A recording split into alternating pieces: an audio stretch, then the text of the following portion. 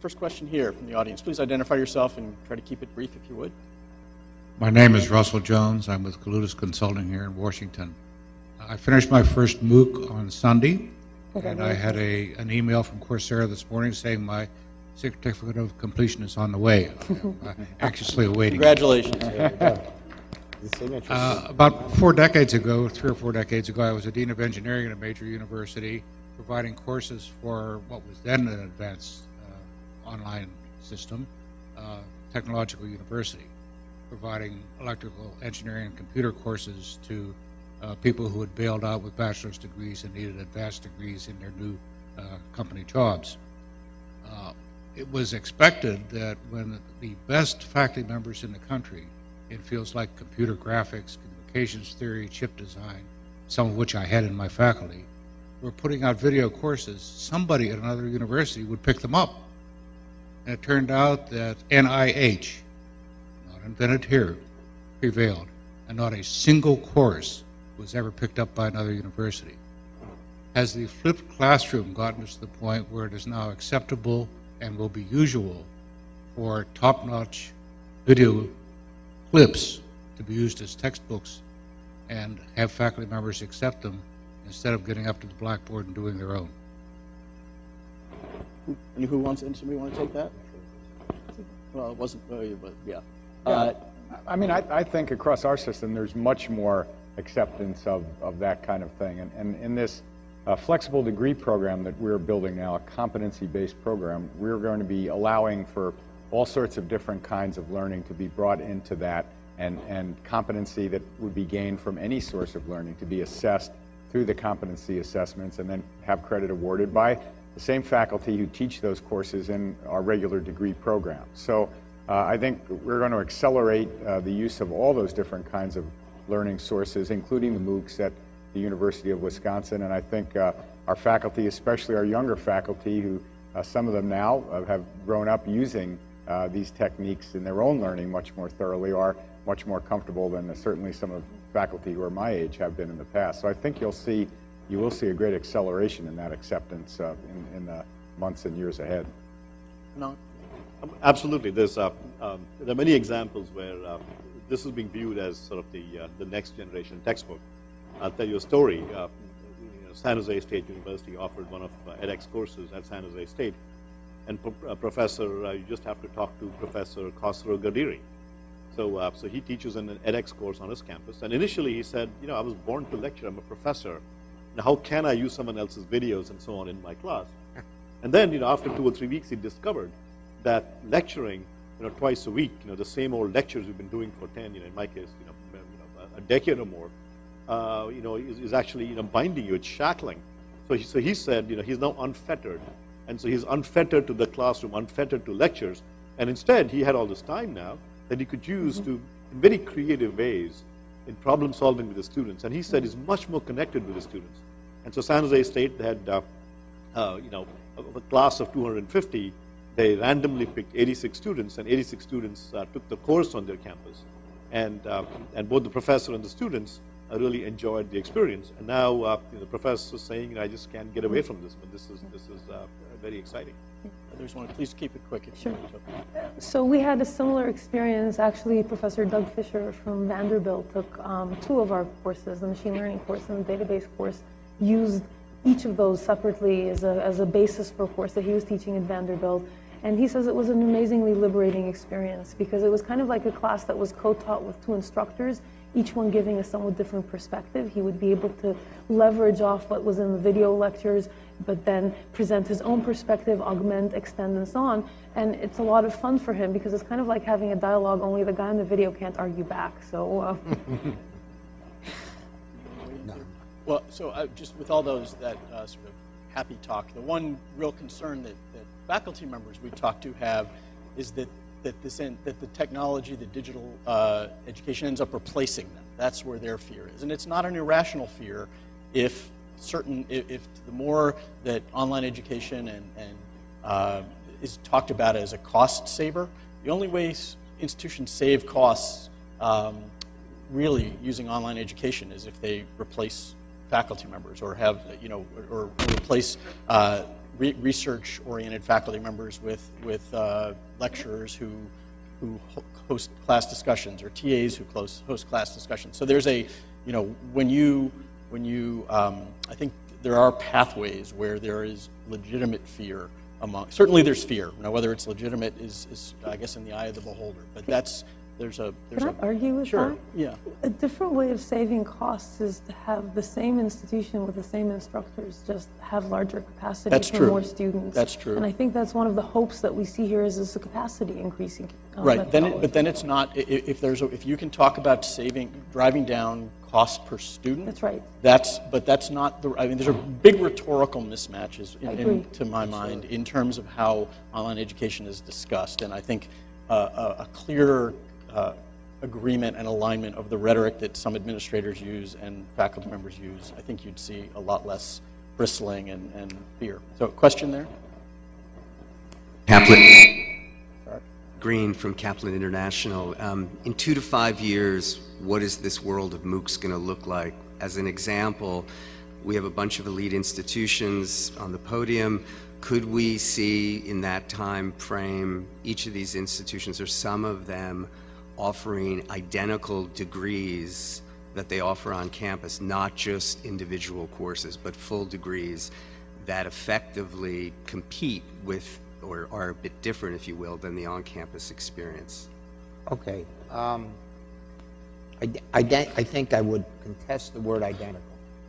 But I don't think it's an impossibility that consortia of top schools, I don't think individual ones, but the consortia of top schools could offer degree programs together, building a portfolio, for instance, of MOOC courses or of MOOC plus section courses in a way that would be competitive. I can see that happening. I don't know whether it would happen in 5 years. Among other things, collaboration across universities is bigger than it was, but it's still not great. But I think that has to be recognized as a possibility. Now, I do want, though, it does link up to a thought that I wanted to say. So there's been a lot of discussion about elite professors and so forth and the best professors. But I think one of the things, I'm on the Coursera board, which is 9 members from participant universities, and one of the fascinating discussions there has been the recognition that we do, let's say the quote elite schools, do really well at teaching some things, and we have absolutely no clue how to teach other things. And we have no faculty who have a clue about how teaching other things. So this sort of elite, non-elite distinction is, for me, not terribly meaningful. What is meaningful is, can we assure that the quality of the courses taught is at the absolute peak, regardless of what the home school of the faculty member is, given the nature of the subject matter being taught. And that, of course, relates to your question. Could I make one comment?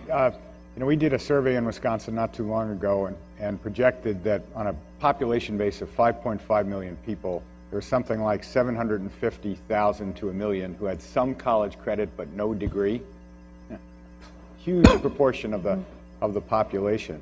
I think we will have some courses soon in the university, or degree programs soon in the University of Wisconsin system, which can be taken either on campus in the traditional format or entirely online. We have some of that now, or in this competency format. And I think the latter ones will be very attractive to working adult students who just can't come back to campus and go into the 9 to 10 a.m. Monday, Wednesday, Friday course. We are not serving that population very well at the moment in Wisconsin, I think, and we need to. On the other hand, do I think that there will continue to be great interest in the traditional online courses for largely younger students coming out of high school? Absolutely, and even for some of the working adults. I think I read about the Davos panel that maybe you were on, where Larry Summers was making a good analogy to the sports world, and so for the Green Bay Packers, why is it that when you can sit at home at Madison in a nice warm den with popcorn and beer and easy access to the facilities and the heat turned up, you want to go to Lambeau Field and sit in a cold place, shiver away, eat lousy food, have the guy behind you spill beer on your head, and think that's great? There is a compelling social aspect to this, especially for younger people, which I think won't go away. And we tend to be so binary so often. You know, well, it's one thing or the other. It's not. It's both. The big question ultimately will come down to price. I mean, I don't see a group of institutions offering necessarily a free degree program. You know, and Duke actually, I mean, there are obviously companies out there that are helping institutions produce many online degree programs in lots of places. So, here, please. Yeah, Ed Ray, Oregon State University. I just want to see if I got the right takeaway here. I found this fascinating. I think I've learned a lot. But it's part of what I think I'm hearing is, while it's natural for us to obsess about whether we will live or die in the face of new technology, what I'm hearing you say is, to the extent we have no path under traditional methods to educate people to the extent that we need to, given the resource and other constraints we have in this country through higher education, and given the needs around the world to raise standards of education and reach people in the most remote places, this is a very exciting tool that could help us in ways we never imagined domestically and do extraordinary things for the world, which we as educators ought to be passionately positive about.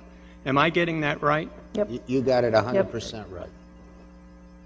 I think it's both. I think it's both about access and quality. Certainly, there's the access story, which is more people get access to a class of education, whether it's within the U.S. or outside, that they would not have otherwise. But the second equally important piece that I think gets missed because it doesn't have the huge numbers. It's more a quality piece. It's harder to measure, which is that at the same time, we're trying to reimagine education, both online and on our campuses. How do we get much better outcomes for the same cost?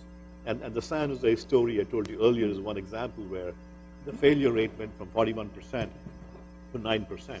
And that is because of a quality improvement. And those 30% of the students don't have to retake the course.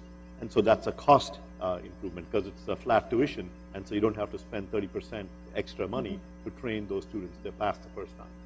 Daphne? So to just leverage off of that, one of our instructors from Wharton Business School, Christian Turwish, taught the operations research class on Coursera, and his last lecture, it's on YouTube, I highly recommend it, was a case study of Coursera in terms of an operations research perspective. And he was talking about the Pareto optimal curve of education that trades off faculty time to student learning outcomes, where if you do one-on-one individual tutoring, like in office hours, it's very poor faculty time investment in the sense that it takes a lot of time for a single student, but you get great learning outcomes. On the other hand, if you teach 300 students in an auditorium, it's much more efficient use of the faculty time, but the learning outcomes are lower. He argues that Coursera and MOOCs in general basically move the Pareto optimal curve into a different place, so that you still have that same trade-off between quality and faculty time, but the curve is now in a different place. So you could exploit that curve either by keeping faculty time investment the same and getting much better learning outcomes, for example, via active learning in the classroom and that kind of individual interaction with students, or you could keep costs so you keep costs the same, get much higher quality, or you could keep quality the same and get much lower much lower faculty investment time per student by effectively reaching hundreds of thousands of students at what is closer to $0 than $1 marginal cost per student. And everything on that new Pareto optimal curve is an option for us to explore in our institution. I think we're going to have to let that be the last word. Appreciate a little round of applause for the panelists, please. Thanks.